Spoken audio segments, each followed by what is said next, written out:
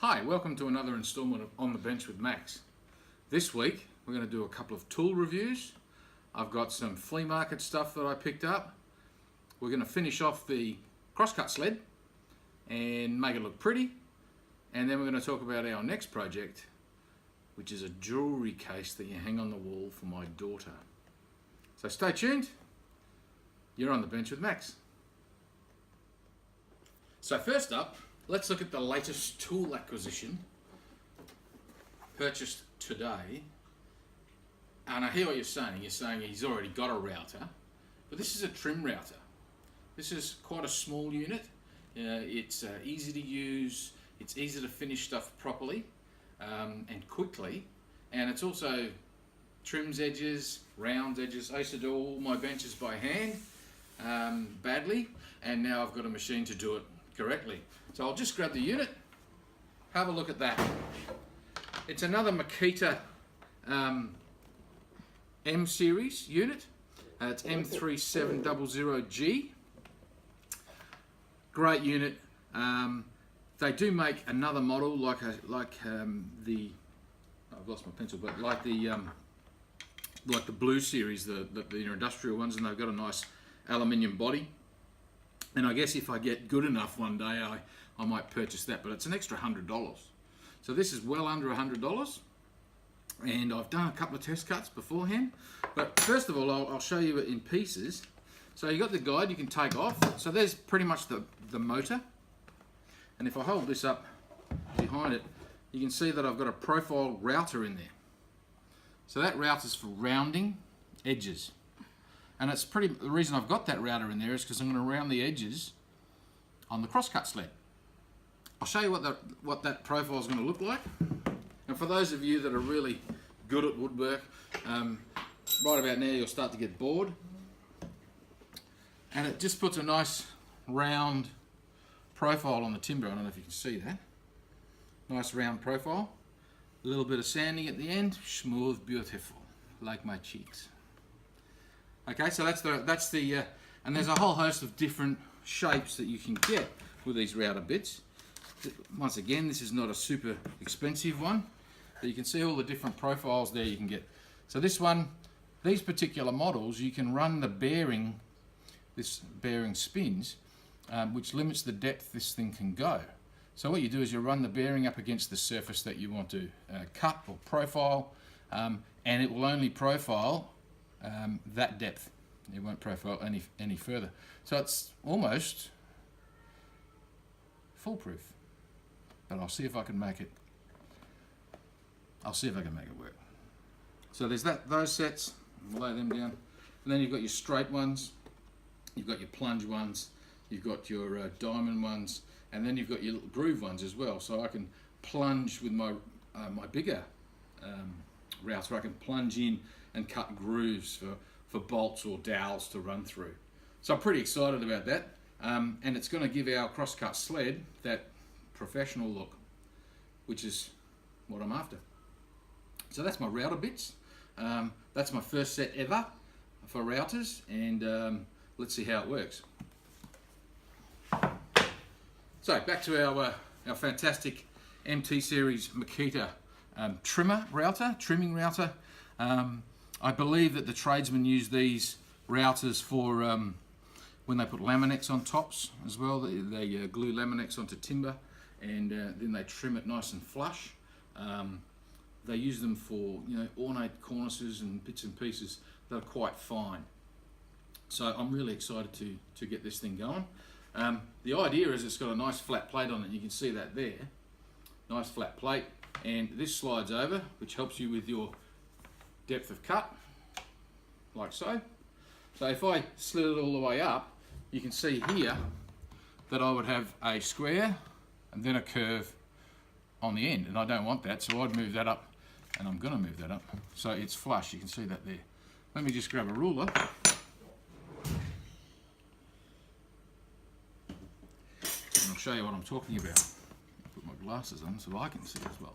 So if I run my ruler on there, at the moment I'd have a little bit of a flat, then I'd go into my profile and it'll stop there. So it'll look kind of funky. So what I'm going to do is move that up So my ruler starts exactly where that cutter is. You can see I'm just misaligned there a little bit, so I need to come up just a B,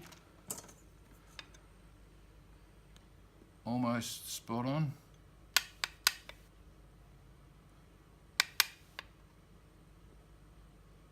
Perfect. I'll tighten it up there. And just remember, don't over tighten these things. You can't, 3 veins on the forehead on a piece of plastic like this is going to reduce its lifespan. So just be gentle, nip it up nice and firm, but don't over tighten it, otherwise you'll ruin your plastic housing. And if you have to keep replacing these things, I guess you should have bought the more expensive one. Okay, so that's my tool of the week.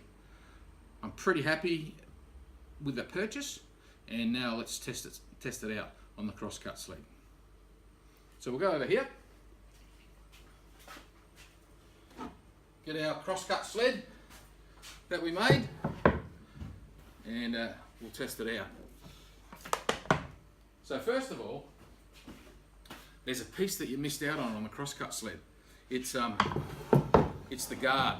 Remember I said that the saw blade will come through this way, along here, and when I finish making my cut on my piece of wood, timber, the saw blade will disappear into here, and of course Muggins here will be hanging on, so I won't cut my thumbs off because I'm a novice. It's a bit of a safety feature, and I had a bit of a go at shaping it on my sander as well, and it doesn't look too bad. I might actually paint it yellow and black, or put a piece of hazard tape on it, just to remind myself the hazards. I could still push the blade through there without any dramas, but it'd be pointless because the timber in here being cut would have already separated. So it's about thinking, it's about keeping your mind on the job and focusing. So here we are.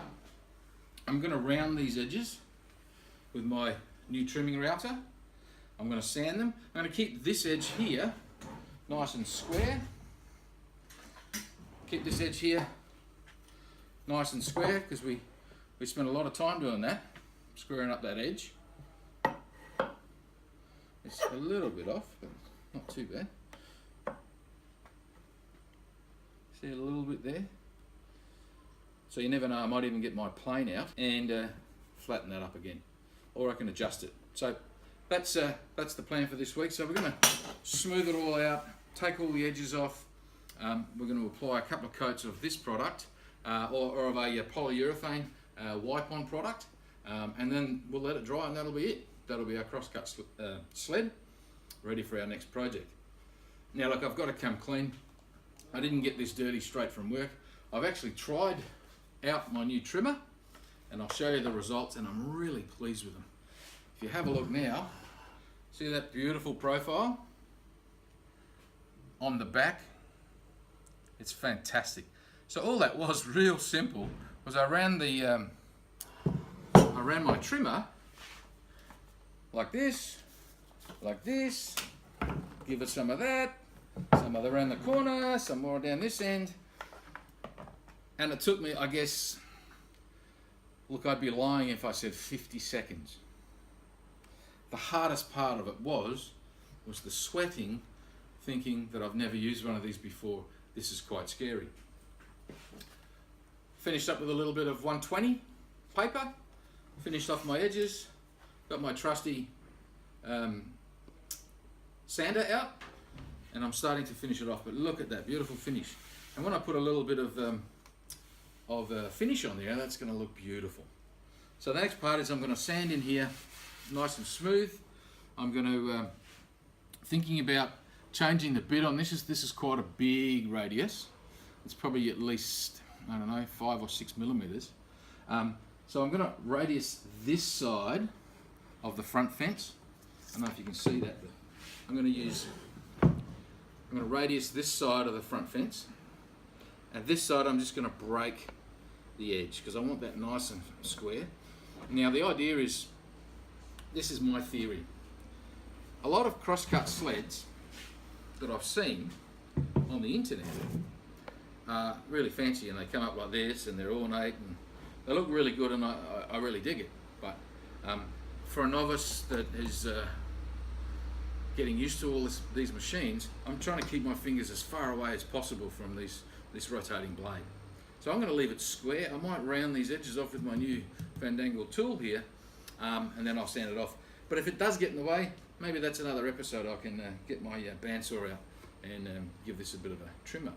But more importantly, the reason I want to leave it square is because a nice square edge, you can clamp stuff into your crosscut sled, like so.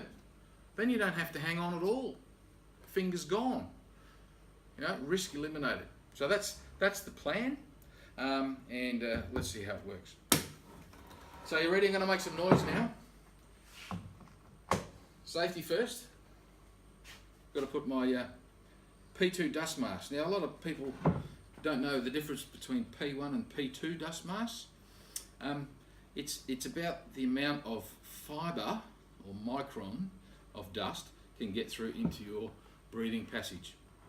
So if you're doing sanding, you're doing woodwork at home, make sure you wear a dust mask, because some of this stuff is treated with some nasty chemicals, and some of those chemicals occur naturally, and they're not good for us.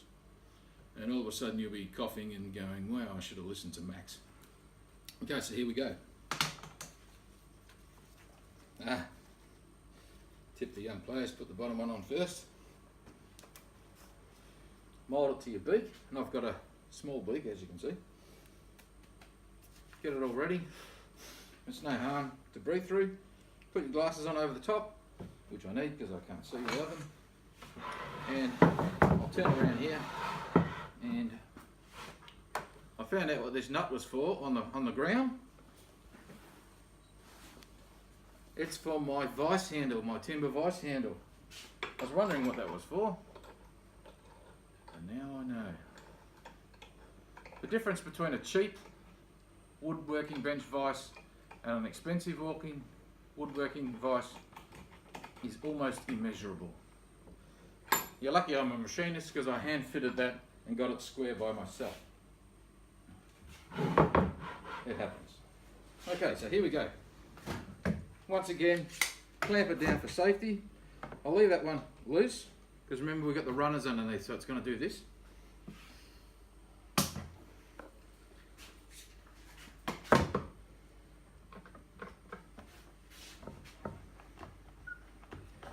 Nice and firm, beautiful. Now I guess if we were doing machine work on a milling machine, I'd be worried about climb milling. What happens with climb milling is the milling cutter will dig into the work and want to climb up on it, and it'll make it, if your work's not completely solid, it could end in disaster or a broken tool. I'd say to be similar for this, so I'm going to use it the way I normally would use it. I will try and machine this way or this way and just watch what's going on with the grain. So first things first, got to plug it in, because it doesn't run on air. Little bit of noise now. Not so torquey as the big machine. Kind of feel like you're at the dentist. Anyway, here we go.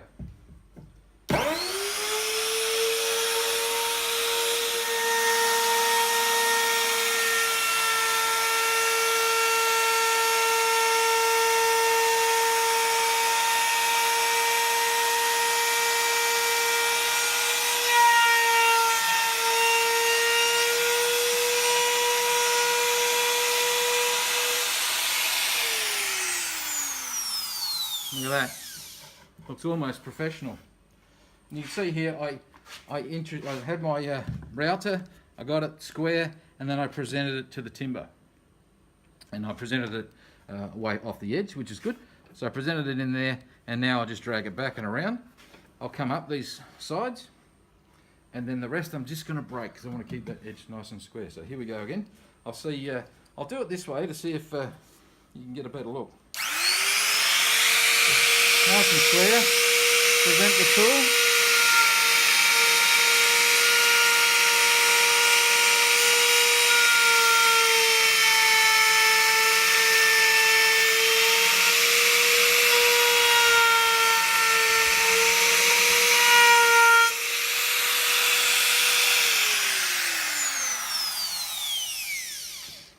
you see how that bearing stopped it from going any further at all. So you can actually manage the depth of this profile really, really carefully. And I tell you what, it makes light work of this this treated pine. It's fantastic. Let me finish this side. I'll finish this side. I'll finish this side. Then I can take this mask off and we can have a look at the job properly. Stand by.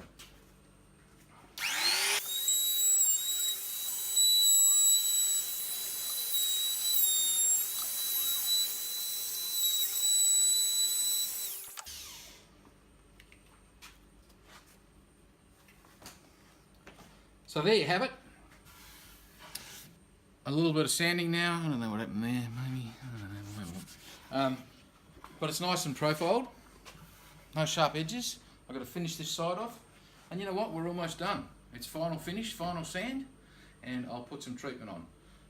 What I'll do is I'll come back to you when I finish sanding, because there'll be dust all over the camera, etc.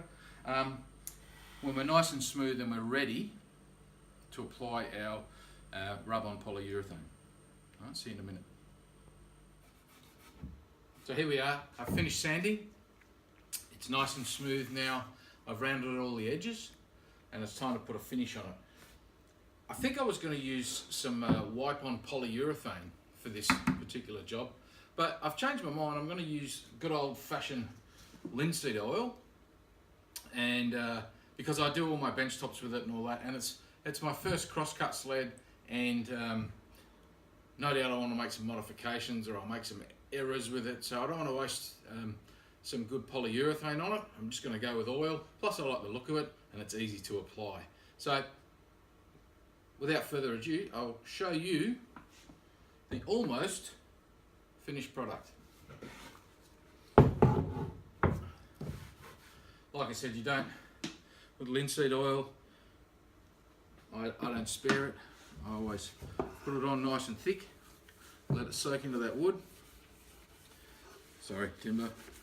Gives the timber a little bit of protection, and brings out that lovely deep colour. Even on the end grain, it looks pretty cool. You'll also see there that I came in about an inch, and I rounded over the edges, and then back out again, maybe 60 more, a little bit over. So oil, oil, oil. Let it dry. Have another look. I don't think I'll put another coat on, but we'll have a look. I got my gloves on. These gloves, I use them all the time. They're Progress safety gloves. Nitrile, they're heavy duty gloves. I use them when I'm working on my motorcycles as well. Last thing you want is black crap all over your fingers and under your nails. Especially when you go back to work on Monday, you look like you know, nobody owns you. So recommend that. Plus you don't get the chemicals on your skin. So plenty of oil, don't skimp. Plenty in that groove there. And you can see it's starting to really bring out the colour of this pine. On the top. So I'm pretty pleased with how this is turning out, to be honest with you. It's starting to look really good. Even my saw blade cover at the end here, it's got a bit of style about it. And I guess for a novice, I'm pretty pleased with how that's turned out. Any excess in my rag goes straight back onto my bench top, and that preserves it for a little bit longer. So having said that, that's the end of the Crosscut Sled build. Finished, sanded, it works, it's safe, and I've had a great time doing it. So until the next project, you've been on the bench with Max.